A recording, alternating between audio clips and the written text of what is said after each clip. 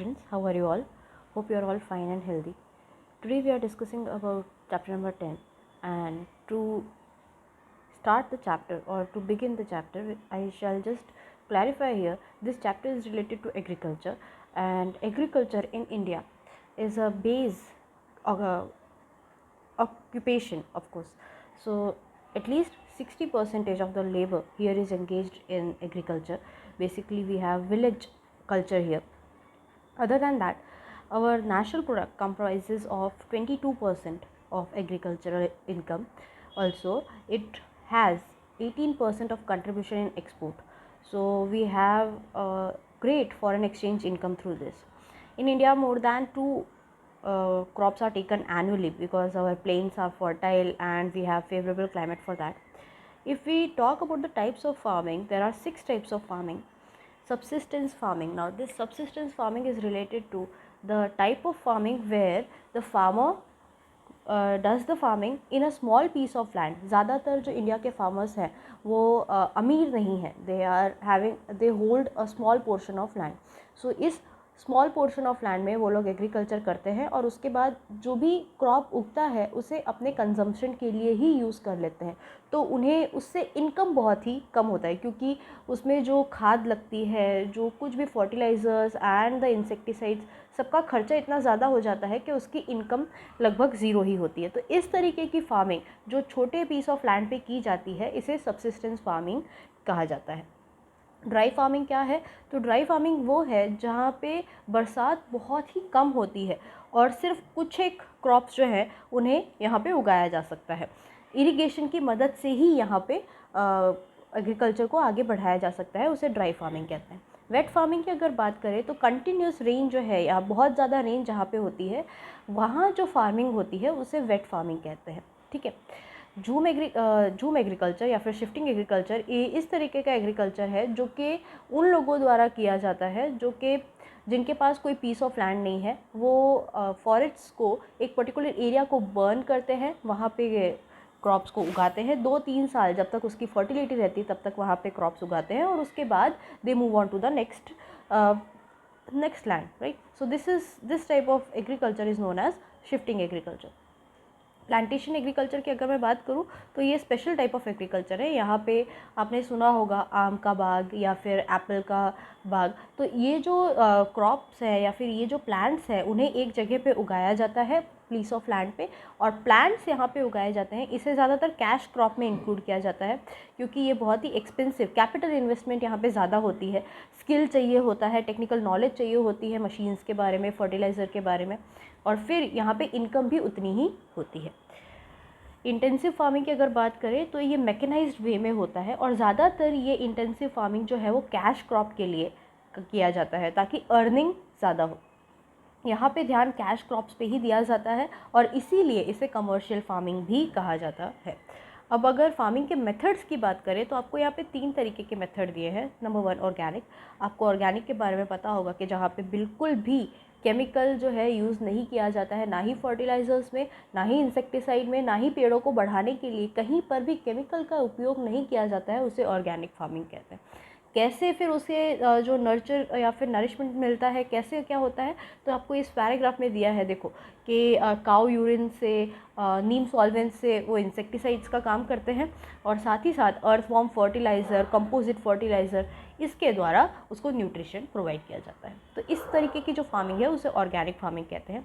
Sustainable farming वो farming होती है जहाँ पे सॉइल की फर्टिलिटी ज़्यादा लंबे समय तक कंटिन्यू हो, तो क्रॉप रोटेशन कंटिन्यू किया जाता है.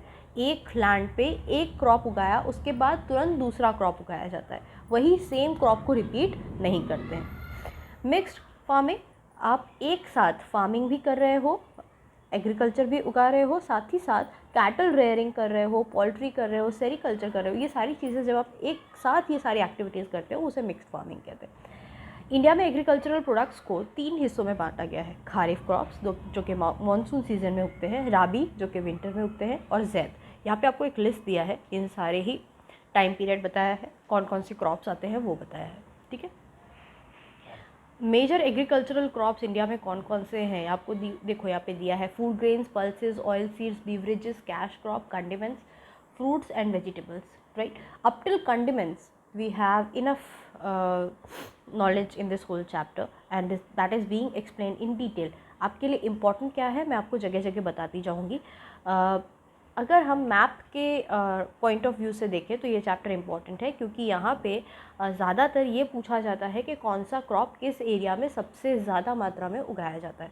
So that is why this chapter is important from the view point of map. अगर फूड ग्रेन्स की बात करें तो अगर टोटल एरिया सोन को लिया जाए तो 75% में ग्रेन्स उगाए जाते हैं और 50% ऑफ द टोटल प्रोडक्शन जो है वो ग्रेन से ही आता है। मेजर फूड ग्रेन्स कौन से हैं, तो सबसे नंबर 1 पे आता है हमारा paddy. It is a most important crop. अब यहाँ पे आपको उसके लिए जो फेवरेबल कंडीशन है वो यहाँ पे मेंशन की गई है। आपको क्या करना है, नंबर 1 आपको इंडिया का रैंक याद रखना है। ओके, आपको ये जो पॉइंट ऑफ व्यूज़ दिए, आपको जो कैरेक्टरिस्टिक्स दिए हैं वो याद रखने हैं। उसके अलावा आपको ये पूरे लंबे पैराग्राफ में से और कुछ भी याद नहीं करना है, ठीक है। वीट की अगर बात करें तो it comes second after paddy. Paddy के बाद सेकेंड नंबर पे वीट आता है। इसमें भी आपको कैरेक्टरिस्टिक दिए हैं, फेवरेबल कंडीशन क्या क्या होगी, तो आपको क्या याद रखना है कि कहाँ पे इसे उगाया जाता है, इसके कैरेक्टरिस्टिक या फिर फेवरेबल कंडीशन क्या है, सबसे ज़्यादा इसे कहाँ पे उगाया जाता है। और ये जो आपका पैराग्राफ है, why is Punjab called wheat bowl of India, ये गिव रीजन्स में पूछा जाता है। तो इससे रिलेटेड आपको आंसर ऊपर ही दिया हुआ है कि नदर्न पार्ट में अगर हम देखें तो पंजाब का जो फर्टाइल प्लेन है वो काफ़ी ज़्यादा अच्छा है वीट के पैदावार के लिए, और इसीलिए इसे वीट बाउल ऑफ इंडिया कहा जाता है। ये मैप आपको पूरा दिया हुआ है पैडी और वीट से रिलेटेड, कहाँ पे पैडी ज़्यादा है, कहाँ पे वीट ज़्यादा है, ठीक है। थर्ड नंबर पे आता है आफ्टर पैडी एंड वीट ज्वार। ये जो क्रॉप है वो ड्राई और लेस रेनी रीजन में उगाया जाता है ज़्यादातर, और खारिफ और राबी दोनों ही क्रॉप है। इसमें भी आपको अगेन कैरेक्टरिस्टिक या फिर जो फेवरेबल कंडीशन है वो दी गई है, सबसे ज़्यादा कहाँ पे उगाया जाता है वो भी दिया है। यहाँ पे आपको क्या याद रखना है, जो इसके फेवरेबल कंडीशन है वो याद रखनी है, ठीक है। मिलेट की अगर बात करें तो इसे लेबरर्स का ग्रेन माना जाता है, ठीक है। अब मिलेट का मतलब क्या, तो बाजरा। अगेन यहाँ पे अभी आपको फेवरेबल कंडीशन दी गई है और मेजर स्टेट्स जो हैं वो मेंशन किए गए हैं। मेजर स्टेट्स याद रखना इसलिए ज़रूरी है क्योंकि अगर आपसे पूछते हैं कि ये क्रॉप कहाँ पे सबसे ज़्यादा होता है तो आपको एक स्टेट तो मार्क करना ही पड़ेगा, इसलिए आपको इसे ध्यान से पढ़ना पड़ेगा। मेज़, ऑफकोर्स मेज़ जो है एक खारिफ क्रॉप है। क्या क्या इसके फेवरेबल कंडीशन है वो भी आपको इस पैराग्राफ में दिया गया है। इसका यूसेज क्या होता है, इसे और खाने के अलावा और किन चीज़ों में इसे यूज़ कर सकते हैं वो भी आपसे पूछा गया है, ठीक है। ये हो गई ग्रेन की बात। पल्सेस, अगर पल्सेस की बात करें तो वेजिटेरियन लोगों के लिए मेन प्रोटीन का काम जो है ये पल्सेस ही करते हैं। तो आपको यहाँ पे अलग अलग नाम दिए गए हैं पल्सेस के, वो सारा इतना ज़्यादा इम्पॉर्टेंट नहीं है। ऑयल सीड्स की अगर बात करें तो आपको डिटेल में ग्राउंडनट बताया गया है। अब ग्राउंडनट इम्पॉर्टेंट है क्यों, क्योंकि गुजरात इसमें नंबर 1 आता है और यहाँ पे इसका जो फेवरेबल कंडीशन है वो इम्पॉर्टेंट है। साथ ही साथ यहाँ पे हमारा जो रैंक है वो इम्पॉर्टेंट है, क्योंकि अगर आपसे MCQs में या फिर फिल इन द ब्लैंक्स में पूछा जाता है कि which crop in which crop production is Gujarat number 1 or ranks first, so you will have to choose groundnut, okay। Sesame या तिल की बात करें तो नॉर्थ इंडिया में रेन बेस्ड खारिफ क्रॉप है और साउथ इंडिया में ये राबी क्रॉप है। कभी कभी ये जैद क्रॉप का भी काम कर लेता है। तो इस तरह से तीनों ही क्रॉप में इसको इंक्लूड किया जाता है। ऑयल सीड्स पे इसका इंक्लूजन होता है और मैक्सिमम एक्सपोर्ट ऑफ तिल इन द वर्ल्ड ये कौन करता है, इंडिया, और गुजरात फर्स्ट आता है तिल प्रोडक्शन में।